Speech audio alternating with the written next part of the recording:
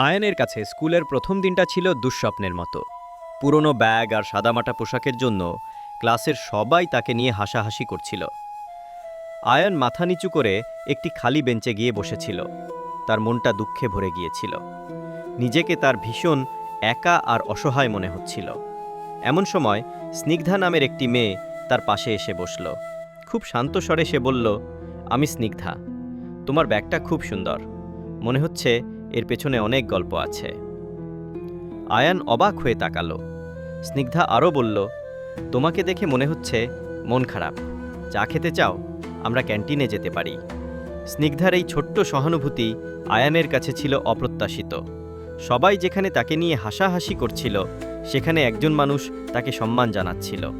তারা দুজন ক্যান্টিনে গেল। চা খেতে খেতে আয়ান তার গল্প জানালো।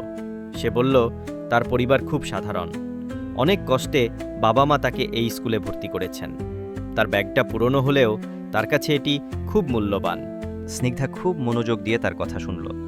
সে আয়ানকে তার আগ্রহের বিষয়ে প্রশ্ন করল। আয়ান জানল সে ছবি আঁকতে খুব ভালোবাসে। স্নিগ্ধা তার আঁকার প্রতিভাকে উৎসাহ দিল। স্নিগ্ধার এই সম্মানবোধ আয়ানের মনে নতুন করে সাহস আর আত্মবিশ্বাস ফিরিয়ে দিল। সে আর নিজেকে লুকিয়ে রাখল না। পরের দিন সে ক্লাসে শিক্ষকের প্রশ্নের উত্তর দিতে লাগল। ধীরে ধীরে আয়ান তার আঁকার প্রতিভা সবার সামনে তুলে ধরল।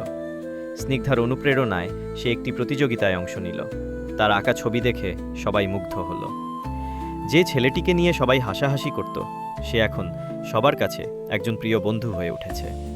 আয়ান বুঝতে পারল, সম্মান এমন একটি জিনিস যা পোশাক বা অর্থ দিয়ে মাপা যায় না।